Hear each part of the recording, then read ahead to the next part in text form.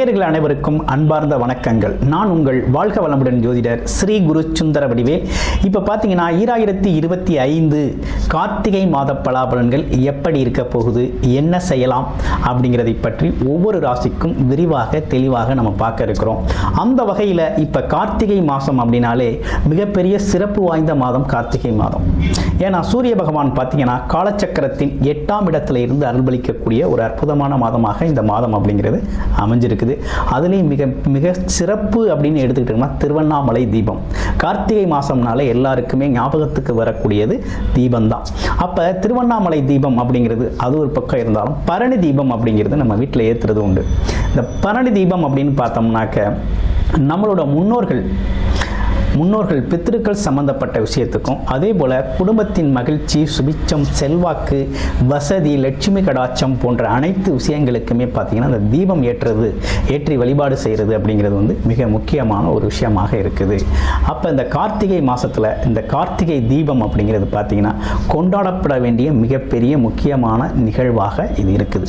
அதுலேயும் குறிப்பாக திருவண்ணாமலை தீபத்தை பார்க்குறது அப்படிங்கிறது பார்த்தீங்கன்னா மிகப்பெரிய புண்ணிய பாக்கியம் அப்படிங்கிறது கிடைக்கும் அப்படிங்கிறது, அதே போல முன்னோர்கள் சாப நிவர்த்தி சரியாகும் அப்படிங்கிறதும், திருமணம் சார்ந்த விஷயங்கள், குடும்பத்தின் மகிழ்ச்சி சார்ந்த விஷயங்கள், குழந்தை பாக்கியம் சம்பந்தப்பட்ட விஷயங்கள்லாம் பார்த்தீங்கன்னாக்க வேண்டுதலோடு இந்த திருவண்ணாமலை தீபம் கிரிவலம் சென்று பார்க்கையில் அது அற்புதமாக உங்களுக்கு அங்கே இருக்கக்கூடிய சித்தர்கள் சார்ந்த விஷயங்கள் எல்லோருமே அருள்பளித்து உங்களுக்கு அதற்கான விஷயங்கள் நீங்கள் என்ன நோக்கம் என்ன எண்ணத்திற்காக சென்றீங்களோ அந்த விஷயம் நடைபெறுவதற்கான அருள்பளிக்கக்கூடிய ஒரு அற்புதமான விஷயம் அப்படிங்கிறது இந்த திருவண்ணாமலை தீபம் இந்த கார்த்திகை மாதத்தில் வரக்கூடிய மிகப்பெரிய சிறப்பாக இருக்குது.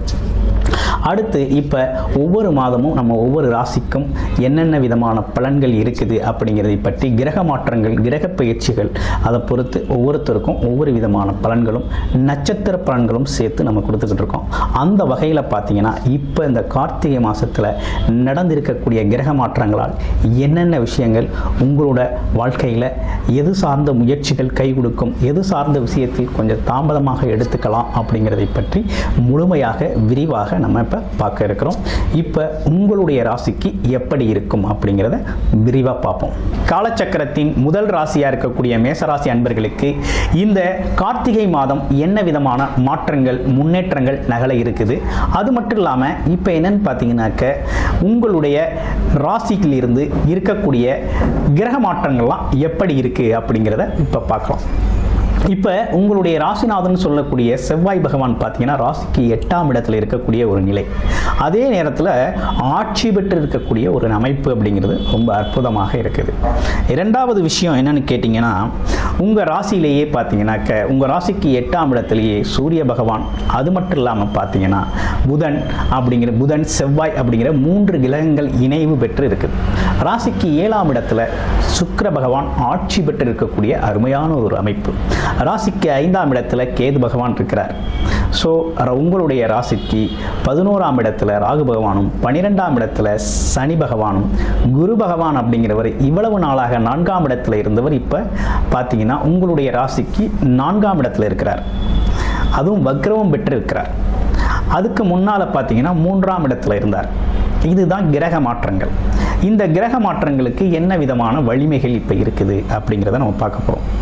இப்போ மேசராசியை பொறுத்த வகையில் எப்படி இருக்குது அப்படின்னு பார்த்தோம் அப்படின்னு கேட்டிங்கன்னாக்க மேசராசியை பொறுத்த வகையில் 2 விஷயங்கள்.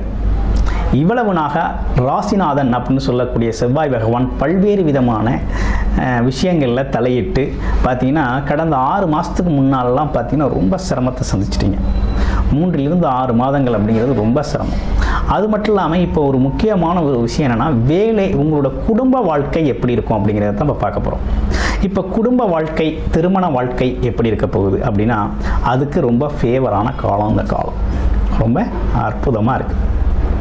ஏன்னா உங்களுடைய ராசியிலிருந்து களத்திரம் அப்படின்னு சொல்லக்கூடிய ஒரு விஷயம் பார்த்தீங்கன்னா உங்களுடைய ராசிக்கிலே பார்வை விழுகுது.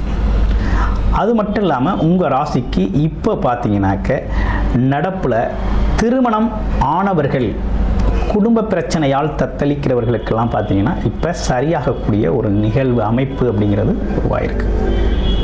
அன்னோனியம் பிறக்கும். ஒரு அற்புதமான ஒரு அமைப்பு.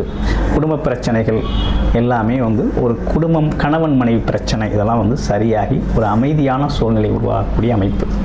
ரெண்டாவது, திருமணத்திற்காக வெயிட் பண்ணிக்கிட்டு இருந்தவங்க, நீண்ட நாள் திருமணம் நடக்கலை அப்படிங்கிறவங்க எல்லோருக்குமே பார்த்தீங்கன்னா இப்போ திருமணம் வாய்ப்புகள் கைகூடி வரக்கூடிய அற்புதமான நேரமாக இந்த நேரம் அப்படிங்கிறது இருக்குது. திருமண வாய்ப்பு கைகூடி வரக்கூடிய ஒரு அற்புதமான நேரம் இந்த நேரம். ஸோ திருமண வாழ்க்கை அப்படிங்கிறது திருமணம் சார்ந்த விஷயங்களும் குடும்ப வாழ்க்கை, குடும்ப பிரச்சனைகள் சம்பந்தப்பட்ட விஷயங்களும் சரியாகக்கூடிய ஒரு அமைப்பாக இந்த காலம் இருக்குது. மகிழ்ச்சியாக இருக்க வேண்டிய தருணமாக இருக்குது. அது மட்டும் இல்லாமல் மனைவி கணவனுக்கோ, கணவன் மனைவிக்கோ ஏதோ ஒரு வகையில் இந்த காலகட்டத்தில் உதவிகரமாக இருக்கக்கூடிய அமைப்பு அப்படிங்கிறது இருக்குது. அதே போல் பார்ட்னர் அப்படிங்கிற ஒரு அமைப்பு பார்த்தீங்கன்னாக்க இந்த காலகட்டத்தில் தொழில் ரீதியான பார்ட்னர்ஸ் எல்லாம் இப்போ செட் ஆகிடுவாங்க. இவ்வளவு நாளாக கொஞ்சம் கருத்து வேறுபாடு, முரண்பட்ட வேறுபாடுகள் இருந்தாலும் இப்போ பார்த்தீங்கன்னாக்க ரொம்ப இலகுவாக செட் ஆகிடுவாங்க. அந்த கருத்து வேறுபாடுகள் நீங்கிடும். இது ஒரு விஷயம். அடுத்து, வேலை தொழில் வருமானத்தை பற்றி சொல்லுங்கள் அப்படிங்கிறது தான் மெயின் பாயிண்ட்டு.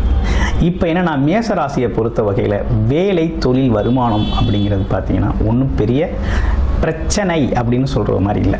ஏன்னா வேலையில் ஒரு விதமான நெருக்கடிகள் இருக்கும், ஒரு தொந்தரவு இருக்கும். மற்றபடி வேலையில் பார்த்தீங்கன்னா ஒரு அலைச்சல் திருச்சல் இருக்குமே தவிர மற்றபடி வேலை அப்படிங்கிற ஒரு விஷயம் பார்த்தீங்கன்னா ரொம்ப நல்லாவே இருக்குது. அதனால் தாராளமாக நீங்கள் அடுத்தடுத்த முயற்சிகளை செய்யுங்க. வேலை இல்லாதவர்களுக்கு கண்டிப்பாக வேலை கிடைக்கும்.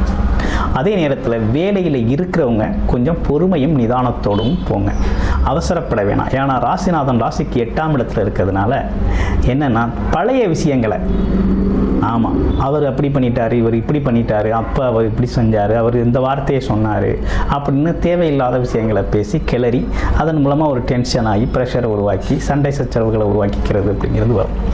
அதனால் கொஞ்சம் பொறுமையும் நிதானமாக போகிறது அப்படிங்கிறது நல்லது.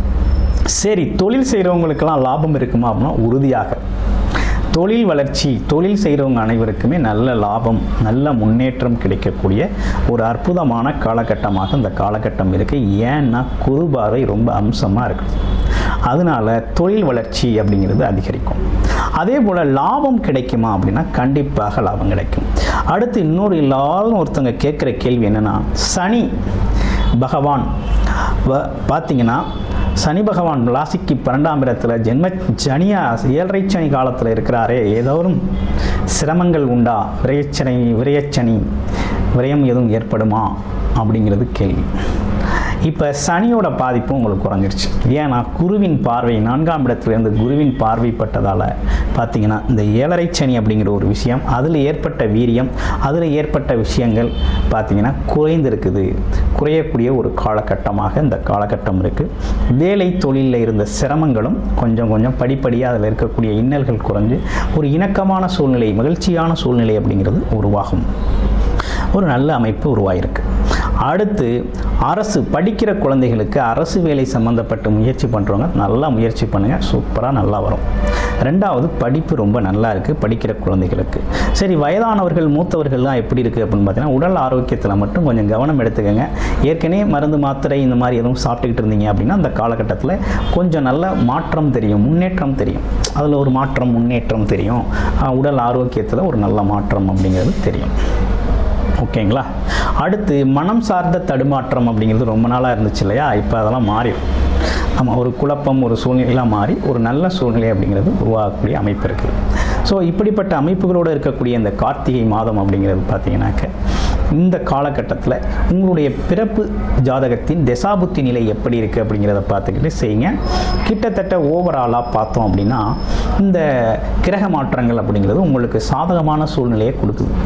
உங்களுடைய பிறப்பு ஜாதகம் தசாபுத்தி அமைப்புகள் சரியில்லை அப்படின்னாக்க இந்த சாதகமான அமைப்புகள் உங்களால் பயன்படுத்த முடியாது. தசாபுத்தி அமைப்புகளை பார்த்துக்கிட்டு இந்தந்த சூழ்நிலைகளில் இந்தந்த விதமான முயற்சிகளை எடுத்து இது சார்ந்து நம்ம விஷயங்களில் தலையிட்டு உங்களோட விஷயங்களை சரி செஞ்சுக்கிறதுக்கு ஒரு அற்புதமான அமைப்பாக இந்த அமைப்பு அப்படிங்கிறது இருக்குது.